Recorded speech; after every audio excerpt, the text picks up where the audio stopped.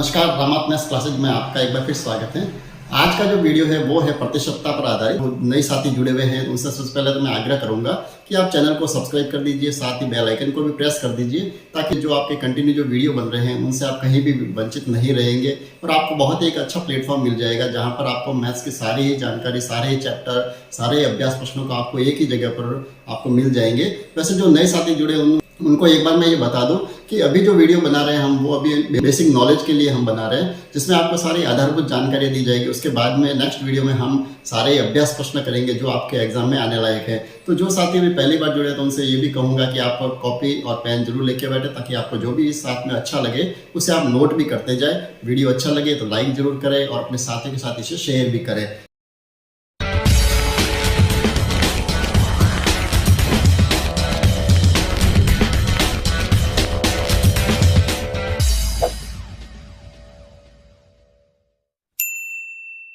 तो चलिए हम बढ़ते हैं आगे और सबसे पहले बात करते हैं प्रतिशतता की। तो प्रतिशतता का वैसे मतलब क्या है, बिल्कुल सिंपल सा अर्थ है प्रति और साथ में जुड़ा हुआ है शब्द शत।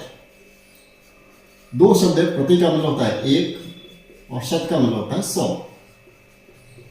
या गणित की भाषा में कहें तो सैकड़ा, यानी जहां पर हम प्रति सैकड़े के बारे में जब भी हम तुलना करेंगे तो वो होता है प्रतिशतता। अब इसको समझे कैसे कि क्या चीज है। जैसे हम एग्जांपल के लिए अगर कोई हमारे पास एक बालक है, जैसे ए, दूसरा बालक बी और तीसरा बालक सी। जैसे हमारे पास 3 बालक है, मान लो एक बच्चे ने 10 में से 5 अंक प्राप्त किए, ठीक है, ये तो पूर्णांक है और ये है प्राप्तांक। दूसरा जो बालक है उसने जैसे 20 में से 12 अंक प्राप्त किए और तीसरा जो बालक है उसने 100 का अपने हिसाब में लिखा, जैसे मान लो 50, उसने 50 में से 38 नंबर प्राप्त किए। ठीक है, हमारे सामने 3 प्रश्न है कि एक बालक है जिसने तो 10 में से 5 अंक प्राप्त किए, यानी उसके अपन देखे जाए तो उसके कितने नंबर है, 5 नंबर कम आए। जैसे बी के 20 में से 12 नंबर उसने प्राप्त किए और उसके 8 नंबर कम आए, और इसने 50 में से 38 प्राप्त किए मतलब उसने 12 नंबर कम प्राप्त किए।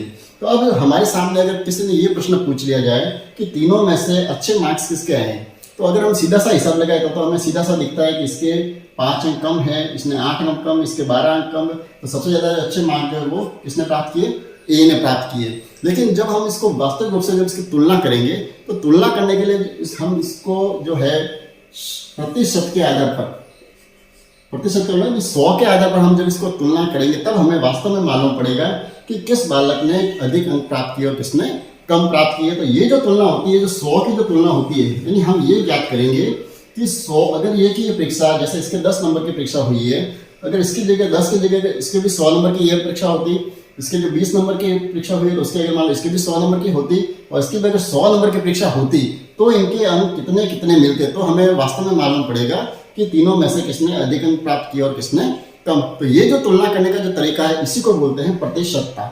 ठीक है, तो बहुत ही सामान्य रूप से अब इसको कैसे ज्ञात करना वो हम जब आगे प्रतिशत के जब प्रश्न करेंगे उस समय हम बहुत ही अच्छे से समझेंगे। वैसे शॉर्ट में बता दूं, जैसे पहले बालक ने 10 में से 5 अंक प्राप्त किए तो प्रतिशत में बदलने के लिए क्या करना पड़ता है, हमेशा 100 से गुणा करना पड़ता है। अभी हम बाद में आगे वीडियो में देखेंगे।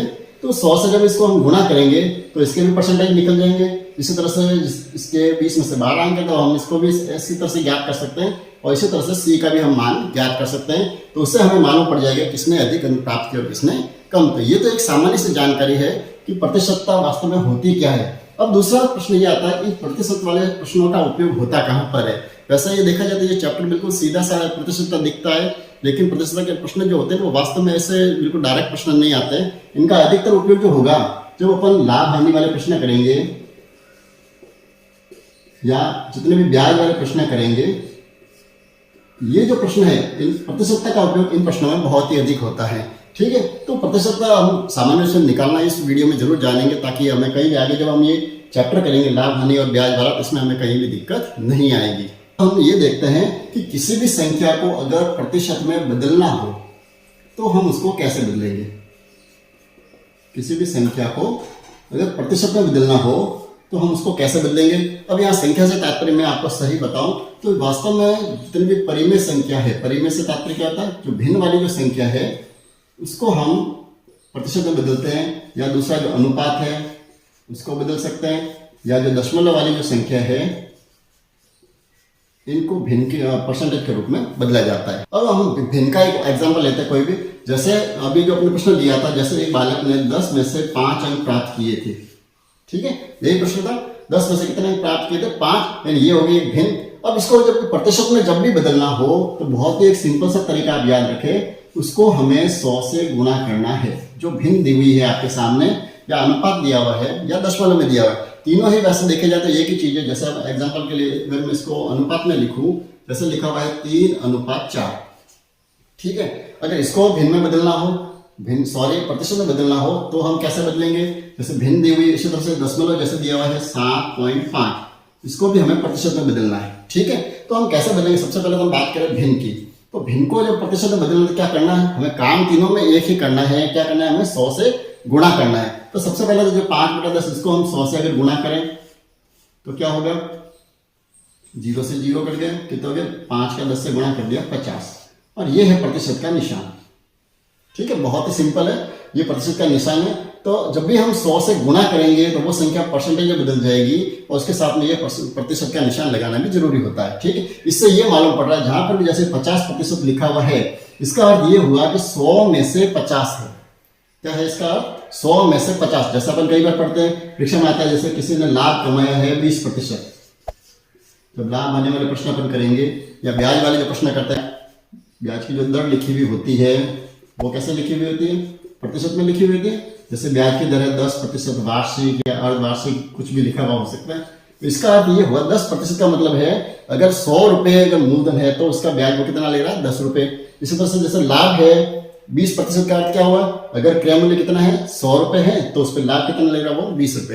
यानी कहने का तात्पर्य परसेंटेज का अर्थ सीधा साधा है कि आपको जो सारी गणना करनी है वो किस पे करनी है, 100 पे करनी है, ठीक है। चलिए अब इसको अपन एक बार बदल देते हैं।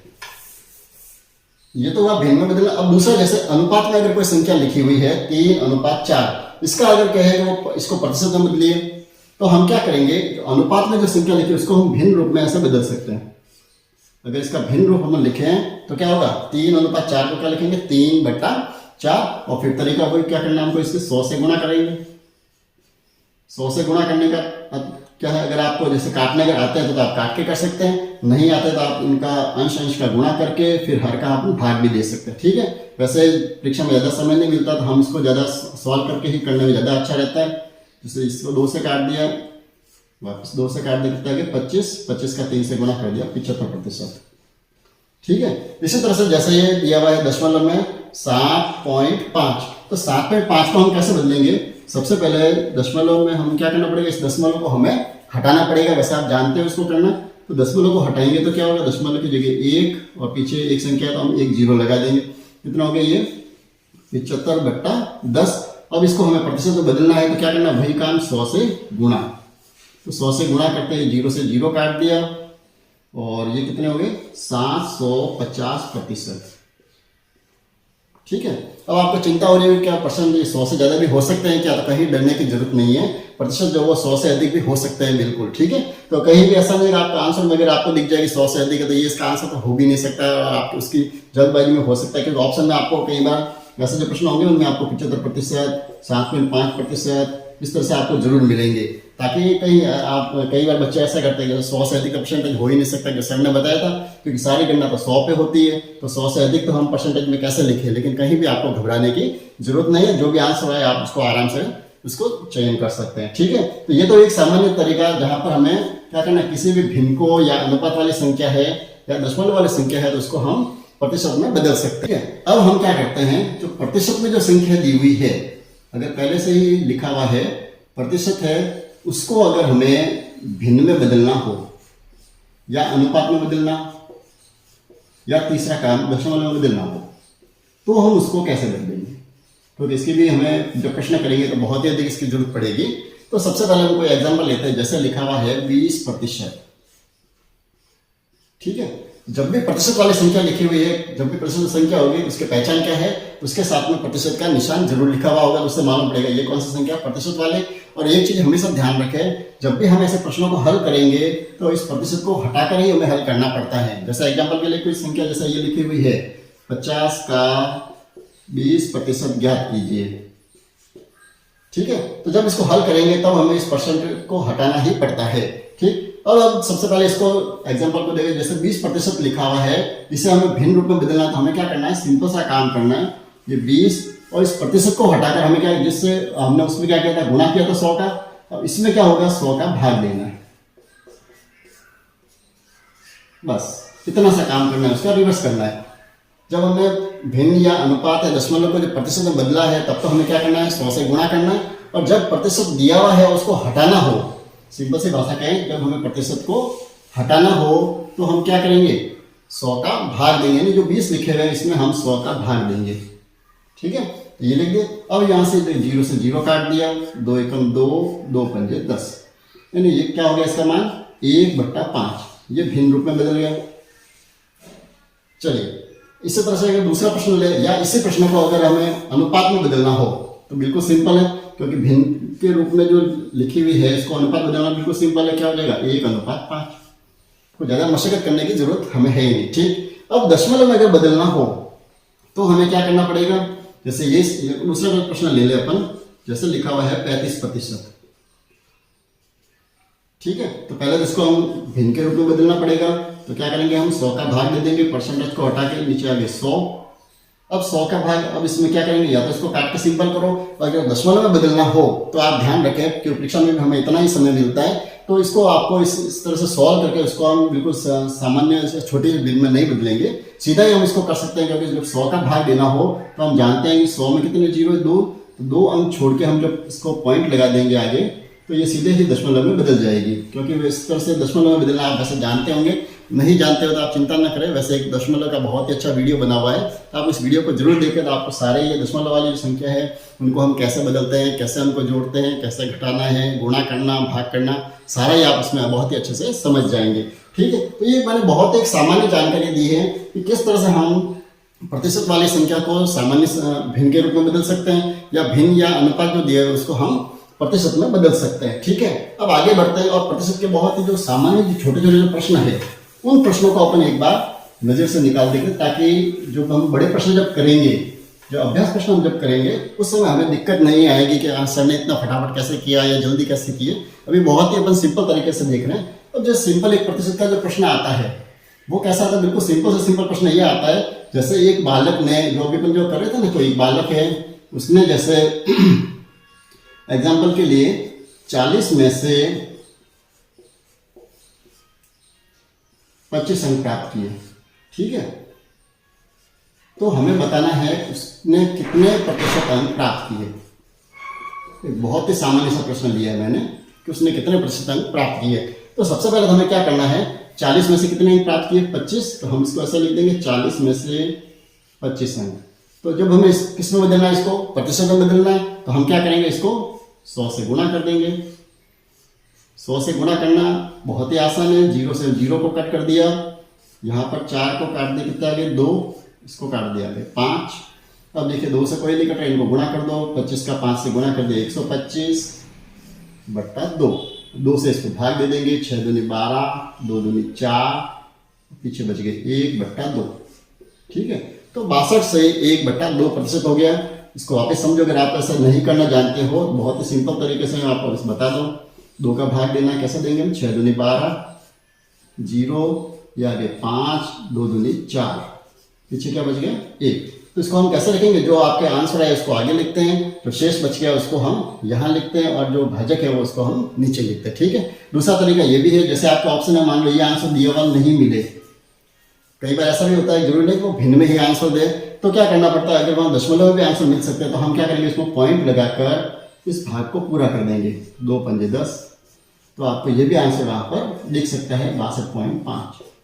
ठीक है, तो क्या करना बहुत ही सिंपल है, यानी प्रतिशत निकालने के लिए क्या करना है, पहले जितने दिए हुए हैं उसको आप अंश और हर के रूप में, भिन्न के रूप में लिखेंगे, और फिर उसको अपन हल करेंगे। ये तो है प्रतिशत का बिल्कुल सामान्य प्रश्न।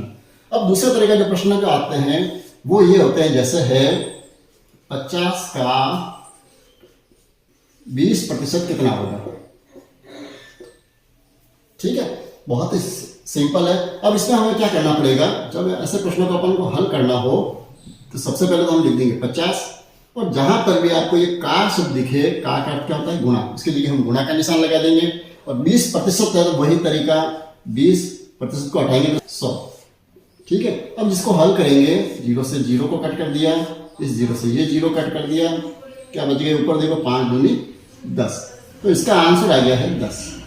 यानी 50 का अगर हमें 20% निकालना हो तो क्या आंसर आ जाएगा? 10। ठीक है।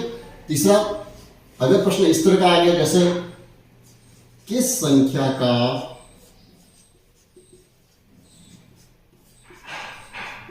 10% 40 है। अक्सर हमें कंपटीशन में ऐसे प्रश्न जरूर मिलते हैं, बिल्कुल सीधे प्रश्न बहुत कम आते हैं। अक्सर हमें इस तरह के प्रश्न मिलते हैं कि किस संख्या का 10% 40 है। तो ये जो प्रश्न है, अब इसको जैसे अगर सही तरीके से करना हो तो हम इसको 100 मान के करना पड़ता है, तो वो बहुत ही थोड़ा लंबा पड़ता है और इतना समय हमें परीक्षा में मिलेगा भी नहीं कि हम इसको 100 माने और फिर इसका 10 निकाले और फिर तो वो बहुत लंबा हो जाएगा। इसका करने के लिए सबसे बढ़िया तरीका अपन क्या करना पड़ेगा, जिस संख्या जो संख्या नहीं दी हुई है उसको हम x मान लेंगे। सबसे अच्छा तरीका रहेगा आपके, क्या करेंगे, यानी इसको पैटर्न हमेशा ध्यान रखें, प्रतिशत वाले उसका लिखने का पैटर्न हमेशा यही रहता है कि किस संख्या का कितना प्रतिशत। ठीक है, ये हमेशा एक पैटर्न दिमाग में रखें प्रतिशत वाला सवाल का। जैसे यहाँ पर किस संख्या का हमें नहीं पता, हम क्या लिखेंगे, x का कितना प्रतिशत है, 10% जो है कितना दिया हुआ है, 40। हम इसको बहुत ही सिंपल तरीके से लेंगे, किस जो संख्या नहीं दी उसके लिए x लिख दो, तो x का 10% कितना हो गया, 40। अब हम वही तरीका जैसे x का के लिए गुना लगा दिया, 10 बट्टा ये प्रतिशत हटा दिया, नीचे क्या आगे 100 आगे, बराबर क्या लिखा हुआ है, 40। अब ये x वाले जितने भी प्रश्न हैं उसको सॉल्व करने के लिए हमें क्या करना पड़ेगा, ध्यान रखें, जब अपन x वाला प्रश्न करेंगे उसमें भी बताऊंगा। वैसे इसमें क्या करना है, जैसे जहां पर भी ये जो गुणा में जो संख्या जो दी हुई है इसका हम करेंगे पक्षांतर। तो यहाँ क्या है, x बराबर यहाँ 40 लिखे हुए। अब ये जो गुणा में जो लिखी है उसको तो हम लिखेंगे यहाँ भाग में, और जो भाग में ली हुई उसको हम बदलेंगे गुणा में, यानी इसको हमें यहाँ उल्टा लिखना है। 100 तो ऊपर लिख देंगे और 100 को 10 को लिखेंगे हम नीचे। ठीक है, ये ध्यान रखें। जब पक्षांतर वैसे आप जानते हो तो अच्छी बात है, नहीं तो और भी इसको एक चैप्टर पर ले लेंगे, बहुत ही अच्छे से मैं इसको समझा दूंगा। तो क्या किया मैंने, पहले 40 को लिख दिया। अब ये जो जिसका हमने पक्षांतर किया, पक्षांतर हमने किसके किया, 10 बट्टा 100 का। तो जब इस पक्षांतर करेंगे तो 100 ऊपर लिखेंगे अंश में और 10 को लिख देंगे हर में। अब इसको सॉल्व कर दीजिए, 0 से 0 काट दिया, तो x का जो मान आ गया 40 को 10 से गुणा करके कितना आ गया, 400। यानी वो जो संख्या है वो संख्या कौन सी होगी, 400। यानी 400 का अगर हम 10% निकालेंगे तो क्या आंसर आएगा, 40। ठीक है, थोड़ा एक और अच्छा सवाल लेते हैं ताकि आपको प्रतिशत वाली जो बात है वो थोड़ी अच्छे से दिमाग में बैठ जाए, ताकि कहीं भी हम जब आगे प्रश्न करेंगे तो ऐसी दिक्कत नहीं आएगी। ठीक है, जैसे एक प्रश्न है एग्जाम्पल के लिए, किस संख्या का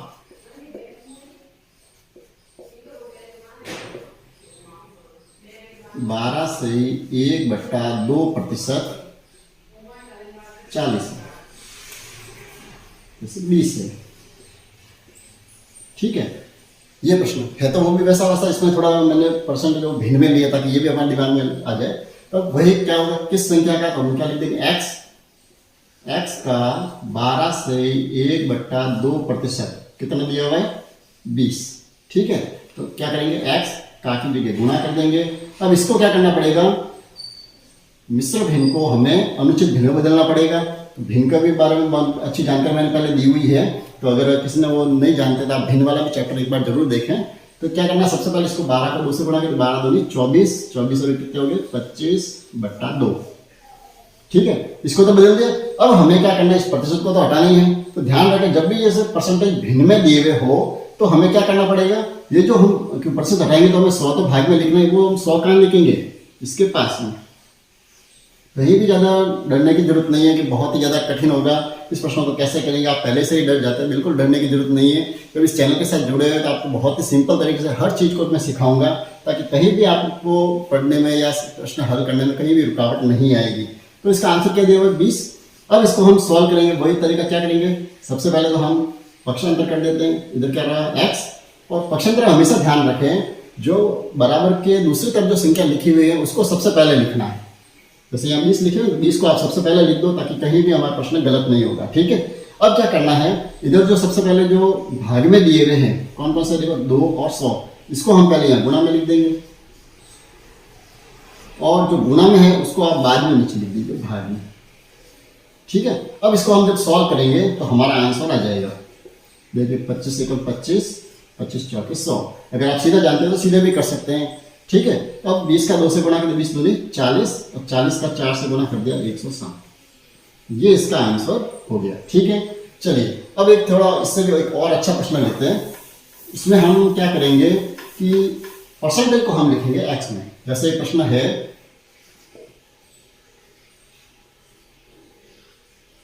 100 का 100 नहीं लेते, 100 का तो बिल्कुल सिंपल हो जाएगा, अपन लिख देते 60। 60 का कितना प्रतिशत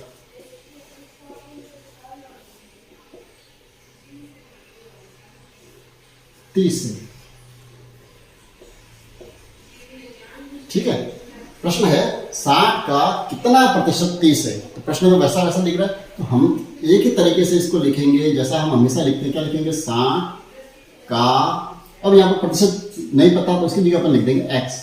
एक्स प्रतिशत जो है वो कितना है? 30, ठीक है। यानी कहीं डरने की जरूरत नहीं है। जब अगर ये संख्या नहीं दी हुई तो इसकी जगह एक्स लिख दो, अगर प्रतिशत नहीं दिया हुआ तो प्रतिशत की जगह एक्स लिख दो, तो हमारा मान आ जाएगा। अब तरीका भी वही, 60 का की जगह हम निकाल देंगे गुणा, और ये एक्स प्रतिशत को हटाएंगे तो नीचे क्या आ जाएंगे 100 बराबर क्या दिया हुआ है 30, ठीक है। अब इसको सॉल्व वही पक्षांतर कर दो, एक्स बराबर क्या हो जाएगा, पहले तो 30 को उधर लिखेंगे। अब 100 जो भाग में, पहले तो इसको गुणा में कर दो, और 60 जो गुणा में है उसको हम नीचे लिख देंगे भाग में, ठीक है। अब इसको कर देते हैं सॉल्व, 0 से 0, 6 कम 6, 6 पंजे कितने हो गए 30। तो x बराबर आ गया, कितना आ गया 5 का 10 से गुणा कर दिया 50%। ये हमेशा ही ध्यान रखें, जब भी हमें प्रतिशत का मान निकालना हो तो उसके पीछे प्रतिशत का निशान लगाना जरूरी है। वैसे हमें ये प्रश्न सॉल्व तो करना नहीं, आपको वैसे ऑप्शन में दिखेंगे तो 60% लगा हुआ आएगा, तो इतना डरने की भी जरूरत नहीं है। तो ये जो तरीके हैं, 3 जो प्रश्न करने के तरीके हैं, इनको आप बहुत ही अधिक अच्छे से अच्छे अभ्यास करें। जब इनको आप अभ्यास करेंगे तो आपको कहीं भी दिक्कत नहीं आएगी। जब अपन प्रतिशत वाले अच्छे सवाल करेंगे तो उनको बहुत ही आप सिंपल तरीके से और बहुत जल्दी कर पाएंगे। आशा करूंगा इस वीडियो में मैंने बहुत ही सिंपल तरीके से आपको बहुत ही सारी चीज़ें बताई है। तो आप अधिकतम अभ्यास करते रहें, फिर भी आपको कहीं दिक्कत आती है तो आप कमेंट्स में जरूर लिखें, ताकि इसके बारे में अपन और वीडियो बना देंगे। तो मिलते हैं नेक्स्ट वीडियो में, इससे भी और अच्छे अच्छे प्रश्न लेंगे। अगर आपको वीडियो अच्छा लगा हो तो आप लाइक जरूर करें, और अपने साथी के साथ इसे शेयर भी करें, ताकि उनको भी इसका बेनिफिट मिल सके। धन्यवाद।